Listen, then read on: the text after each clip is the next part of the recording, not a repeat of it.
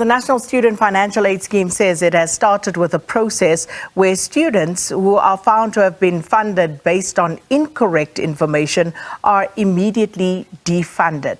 NSFAS says that this is done to avoid wrongful and illegal allocation of funds to students who fall outside of the prescription of the entity's policies. Now, the NSFAS decision is in response to the Auditor-General's findings and a special investigation unit investigation that revealed that more than 5 billion rand was paid to students who did not qualify for NSFAS bursaries. However, some student organizations are unhappy with the latest development and the new payment system that has been introduced. So to discuss this further, we are to be joined, and we hope he will join us in a short while, the NSFAS spokesperson Slumezi Skosana. But for the moment, we are currently joined by the South African Student Congress President, Vezinhlanhla Simelane. Mr. Simelane, thanks for your time. Welcome to Morning Live. Thank you so much. Good morning to you and good morning to our viewers at home. So unfortunately, we don't have the NSFAS spokesperson with us at the moment, but NSFAS has indicated that they have defunded many students who were found to have been funded on incorrect information. With regard to what you've managed to gather as a student representative body, what is your first response to this particular action? Thank you once again. The question of defunded students, we received the information, I think, a week ago. What we have discovered is that the approach by NSFAS to defund, the way how they've done it, it's not quite right, because there are students who have been defunded, but in terms of their documents, they do qualify for NSFAS. So we think that the blanket approach that they took is incorrect. They're supposed to go case by case to ensure that they defund correct people. We are not saying those who are funded incorrectly must be continued to be funded, but we are saying at least if they did it case by case, to understand each and every case by student. Because, for instance, there are students who have received complaints that are saying they grew up in an orphanage environment, they've never met their parents. But when you link their ID numbers and the ID of their parents suggest that they're still alive, but they've never met them in their life. They grew up in orphanage. When they submitted documentation for NSFAS, they had some supporting document for them to be able to get NSFAS. But today, as we speak, they've been defunded. So they were saying the approach that they took, a blanket approach to defund everyone that they deemed that does not qualify for NSFAS, was wrong. And we've asked them that they must review, of course, go case by case in order to ensure that they defund correct people. Now, as you say, Mr. Simelane, that they have defunded using a blanket approach, does that not then allow for those students who feel aggrieved an opportunity to go back to NSFAS and try to have that matter resolved? Is there no mechanism in place for them to do that? What we have suggested is that they must review the process because of these cases that we have mentioned. But two, remember, we're speaking about students who are annual students. In this case, we're speaking about students who are semester students. Those who are semester students, they must go back to school now for a registration of a second semester. Universities will not allow them to register if they have money for registration. So that process that you are suggesting for us is going to delay our students, especially those who qualify for NSFAS. It's going to delay our students both for registration and also to receive their allowances as well. Because the processes of NSFAS, they are not efficient. They take time to respond. For instance, we are dealing with other questions of allowances now. We never knew that we'll have this challenge in terms of time. How much more when you now define and then you say, even the review process that we have suggested on our own, we know very well that we have given them 2 weeks to conclude the process, but it won't take 2 weeks. It will take like about a month or so. And can you imagine that a student who is waiting for registration, and universities will close their registration because they will not allow those ones who can't have money for them to be registered. So we hope that the process can be efficient and very quick. So, Mr. Simelane, given that there is a problem that was also highlighted by the Auditor-General, highlighting that there was about 5 billion rand that was paid to to students who were actually not eligible to receive those bursary funds, how best would you suggest this problem be dealt with? Like I've said, of course, we are not saying NSFAS must fund people who are not supposed to be funded. But all we are saying is that when they are doing that process, they must not come up with a blanket approach. We agree with Auditor-General report that must be supported and must be as such. So our attending case by case, you must defund those who are supposed to be defunded. In this case, they've defunded people who are not supposed to be defunded. I do not agree with that. All right. Hopefully we can fix that connection there. In the meantime, I do believe that we have Mr. Slumezi Skosana, the NSFAS spokesperson, with us. And Mr. Skosana, thanks so much for your time. Welcome to Morning Live. I've been speaking to Mr. Simelane from COSAS, and basically what they are saying is that they are unhappy with the blanket approach that you've applied to the defunding of students. Perhaps you can take us through exactly how you applied this particular process and how many students you have defunded at this stage. Thank you very much, and good morning to your viewers. I think our starting point is that it's all about accountability. We are entrusted with public funds, which are governed by policies in terms of what they must be utilized for. So we have put in place systems that are intended to root out mischief where it is found, where sometimes we find cases of falsified information or contradicting information that was used, by people to get positively assessed as beneficiaries. So based on what you alluded to, which is the SIU report, Auditor-General, I don't have to go to that part. So the whole intention was to make sure that deserving students get, the opportunity to be funded through their education without allowing fraudulent applicants to get through the system. And this would normally happen at the beginning of the year when there's progression issues to be addressed, when one student moves from one level to the other, and also when the applications are received freshly from new applicants. But we have taken unprecedented, steps to make sure that when the new application window opens, we do not have, hurdles in terms of ensuring that only qualifying and deserving students get funding. I'm curious to understand, Mr. Skosana, how you're going to ensure that, given that NSFAS has evidently failed to do that, hence you are sitting with the problem that we're discussing at the moment. We have expanded our systems in terms of authentication and verification. While before we would have, let's say, relied on the SASA data, Home Affairs data, SARS data, we have become very robust to say that there are certain areas where people are willing to part with their information, and in other areas where they are not willing to part with their correct information. Let me just give you a quick example.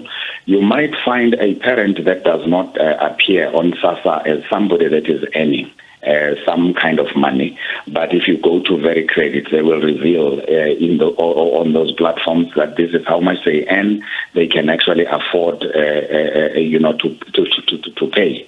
And so what I'm saying is we have increased our sharp focus on the systems that we use, to find these people that can be giving us wrong information in order to access the funds. So, Mr. Simelane seems to suggest that even then there may still be some loopholes in the system, because he mentioned the example of children, students who grew up in orphanages, and now they have their ID numbers linked to parents who may be able to afford, but with whom they may have no relationship. So how are you going to mitigate for things such as that? Mr. Simelane is correct. It is correct that our system, as much as it is robust, it may not be foolproof, and there are certain emotional and practical aspects that it may not maybe be able to pick up, which is why a one-cap-fits-all cannot necessarily work. But given the numbers involved, the systems would be able to pick up a lot of, such inaccuracies. But it is important that we should mitigate this by listening to those people that would say, your systems have picked up that I have a parent who is able to pay for me, but I've never seen that parent. I've always been brought up by a granny or something like that.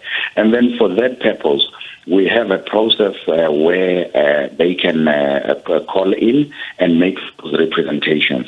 But we would like to actually work as we do with the student leaders and other stakeholders to help us make sure that those that may have been picked up, by the system as having misrepresented themselves, which may not necessarily be the case, should come forward so that their cases can be swiftly attended to. But the intention really is not to hurt our beloved beneficiaries. The intention is to make sure that those who deserve to get funding, and they get funding swiftly and efficiently. So how many students have been defunded, Mr. Skosana? I'm not at liberty to give out, that number, given that we are trying to do what Mr. Simelane is doing, just to check if there could be cases where people may have been erroneously defunded, but maybe not erroneously defunded, but that their circumstances would be such that they deserve a relook. Fair enough, but I'm sure you can give us a ballpark figure so that we can basically assess the scope of this particular operation. We fully understand that that number may change given what you may find once you go through the processes of authentication, but how many students have you defunded? Sakina, let me stick to the position of not sharing with you the number until we are accelerating the process of, looking into that, so that we don't send mixed messages or send unnecessary, alarm, to the public about this. I don't understand how that would be the case, Mr. Skosana, but maybe I should ask Mr. Simelane, as a student leader, maybe you have an idea of how many students we're talking about, Mr. Simelane, who have been affected by this defunding.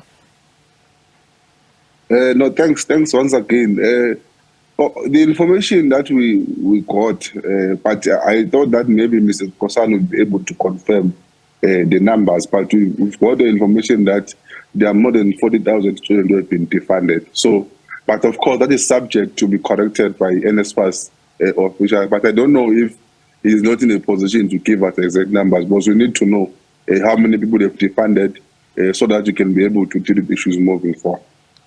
And as I say, we are speaking here under conditions of understanding that this is a number that may still change. But, just for the sake of clarity and for everybody to be in the know, this is why I was asking Mr. Skosana in terms of the numbers that you have at the moment, what that looks like, but I don't think you're going to tell us. All the same, Mr. Simelane, this delay in monthly student allowances from NSFAS, how has it affected students? And, because I think it's important that we understand the sort of impact that this is likely to have. No, it has affected the students very well. For instance, there are students who have not been paid, I think, for the last 2 months. We even went to recess without receiving allowances. Now they are coming back to school for second semester. without receiving allowances as well. So we don't know how long the process is going to take. Of course, we've had some contribution in terms of what must happen to fast-track the process, but we do hope that NSFAS will respond positively, because we are we are patient, and how it has affected our student our student cannot be able to go to classes because they don't have something to eat. The reason from the beginning why they applied for NSFAS is because they didn't have any sort of income. So the moment you delay to give them allowances, it means they cannot have something to eat. They cannot have perform academically in the academic process, because they are unable to pay attention, or there is no food on their table.